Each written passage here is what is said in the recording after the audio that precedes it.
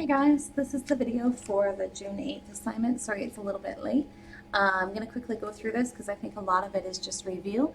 So the first section is just on order of operations. So you just recently looked at order of operations in your math class, so it's not going to be too bad.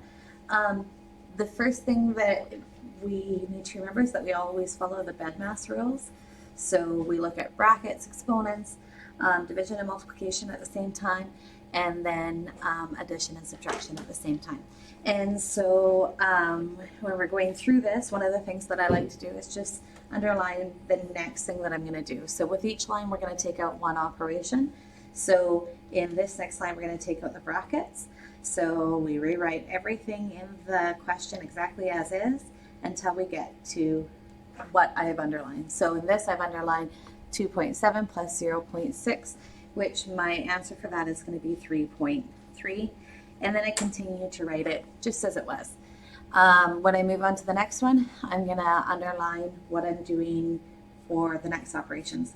So I'm doing multiplication and division at the same time. So that the 3.1 times 2 and 1.3 divided by 3, those are both going to be done in the next line. So again, I rewrite it exactly how it is, but as soon as I get to an underlined thing, I'm going to write the answer instead of what was on the line above. So 3.1 times 2, we're looking at 6.2, and then the minus stays the same, 3.3 divided by 3, we get 1.1.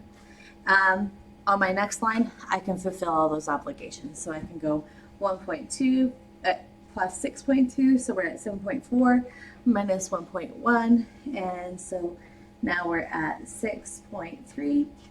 That's my answer. All right, so those are pretty straightforward, just following the rules of BEDMAS.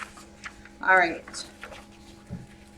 On the second page, we're also evaluating the expressions, but then it asks you questions like the numbers in operations are the same, but the result's different. Why are they different? So you can explain why you're going to get a different answer here than you're going to get here. And then in this one, same sort of thing, but then you need to explain the results. All right, so these are all basically the same thing. You're evaluating here. And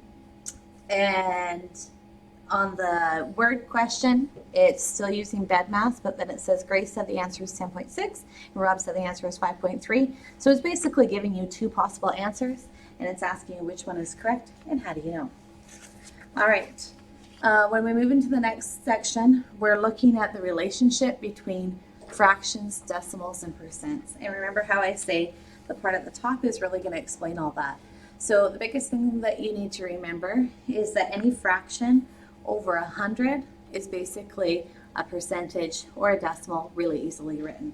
So 75 100ths is also written as 0.75 hundredths because remember that this is the tenths and then this right here is the hundredth spot. So if I say 75 over 100, I need to end it in the hundredth spot. Whenever I have hundredths, that's the same as percent. So 75 over 100 is 75% is 0.75. So in here it says use the fraction, decimal, and percent to describe the shaded part of each grid. So this is kind of straightforward because each grid is already 100 spots. So it's really easy to say, okay, well my fraction is, you're going to count it up, whatever is shaded over 100. And then you're going to look at all this guidance here to tell me what that is as a decimal and then what that is as a percent. But it's pretty straightforward. All right.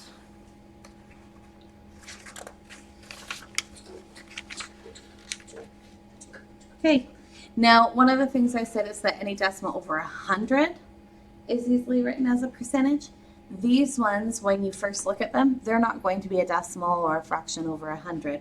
So it's saying the shaded region as a fraction. So remember how I say if you're going to get a teacher to do an example, get the teacher to do the hardest example. So the hardest example I would say is here. So it says the shaded region as a fraction.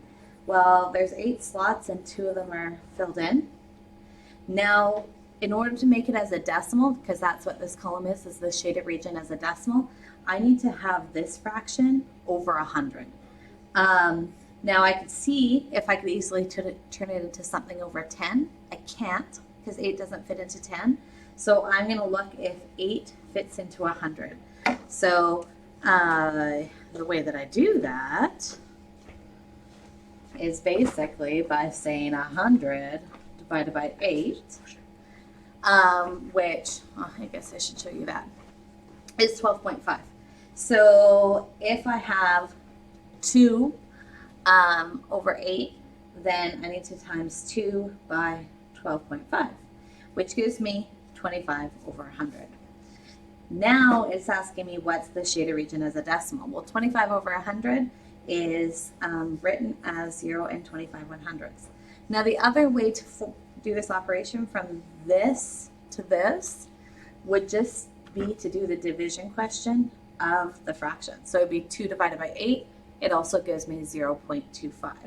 Now once I have this as a decimal in the hundredths, it's really easy to put as a percent. Decimal as a hundredths is basically 25%. All right, you're doing the same exact thing here, but it gives you permission to use a calculator if necessary. So let's see, we want to find the hardest one. 40, because 40 doesn't necessarily go into 100. So we want it as a fraction, or sorry, as a decimal, and then as a percent. So it says use calculator if necessary, so let's do it. 12 divided by 40 is 0.3.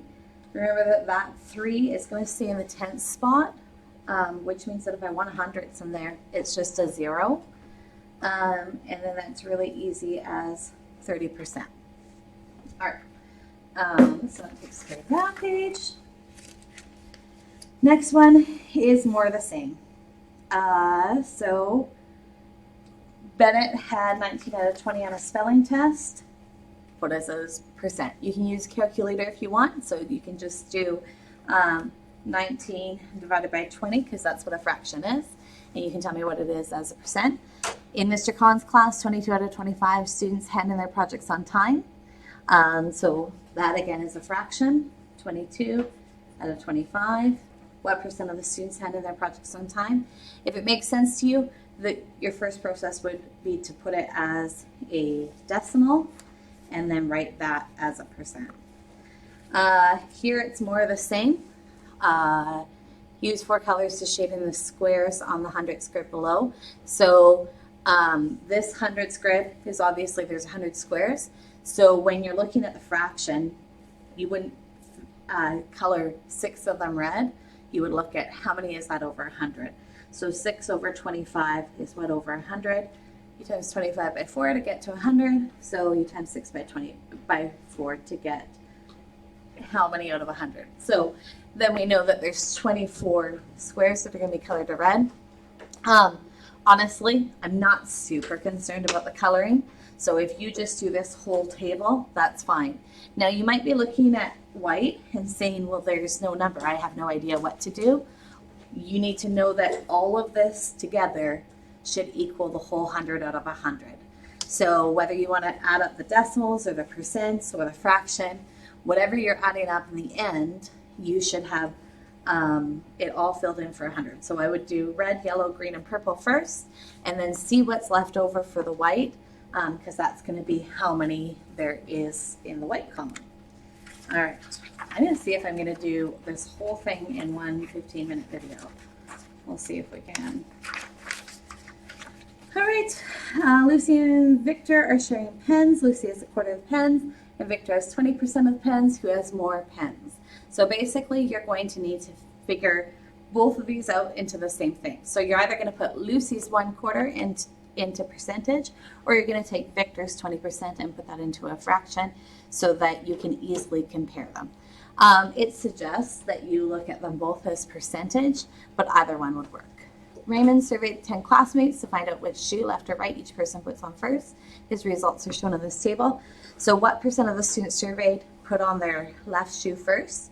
So we're going to look at this. In total, there were 6 here and 4 here. So that's over 10. So we know that we have a fraction over 10. The people who put their left shoe on first, that's 6.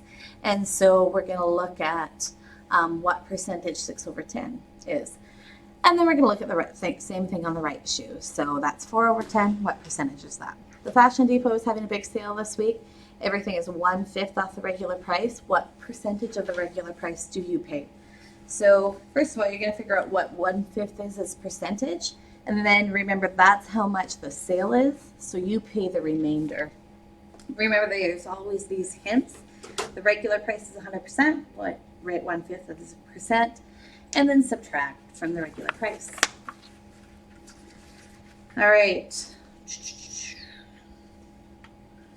Find 10% of each number.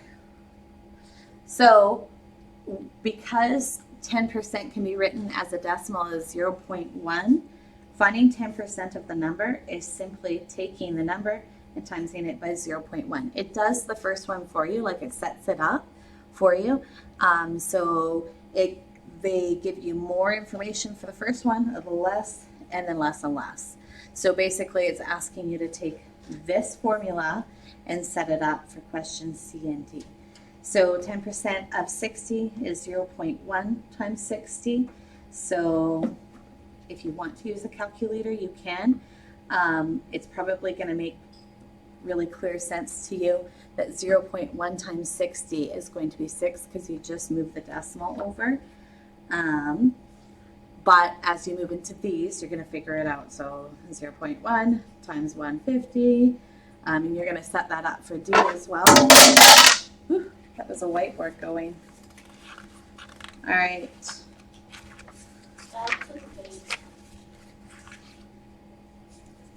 In a similar fashion, it's asking you to find 30% of each number in question 1.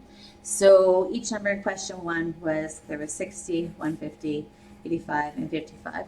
Because you just did 10%, it follows a rhyme and rhythm that you're going to be able to find 30% using the exact same thing. So 3.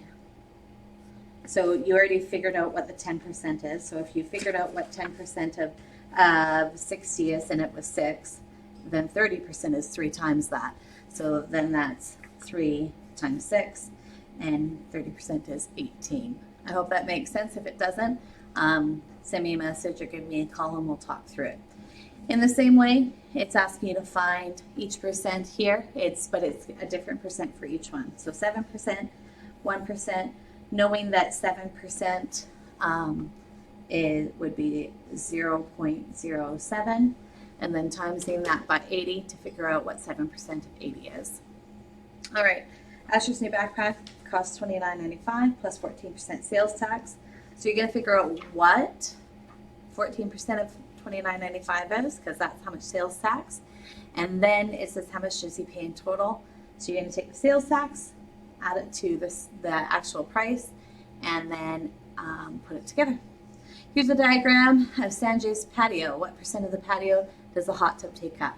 So you're going to figure out how many squares are in the whole thing. That's your denominator, the bottom of your fraction. And then you figure out how many squares the table is. So in order to figure that out, we're going to look at how many whole squares. So there's 1, 2, 3, 4, 5. And then how many half squares there are. So there's 1, 2, 3, 4. And so you're going to do a little bit of math there to figure that out. So 4 half squares would be how many whole squares. You already had 5 whole squares, so you add those together and you get your numerator. That's the one on top. I'm trying not to give you guys too many answers on this one. Marco's bill is $14.80. He leaves the server 15% tip. How much does he pay for his dinner, including the tip? Again, you're going to look at what 15% of $14.80 is, and then you're going to add that to $14.80 and figure out how much Marco pays overall. There's 620 students at Arena School. These questions are really similar, so I'm not going to explain it. He has 120 baseball cards, gives away 25%. How many does he have left? So figure out what 25% is, subtract it. Which would you rather have? 90% of 70 or 15% of 500? So figure out what amount both of those are, and then tell me which one you'd rather have. Oh, I thought there was a back to this. I was racing to get it done in one 15-minute slot. That is the end of my time. So if you have any questions, then let me know. Thank you.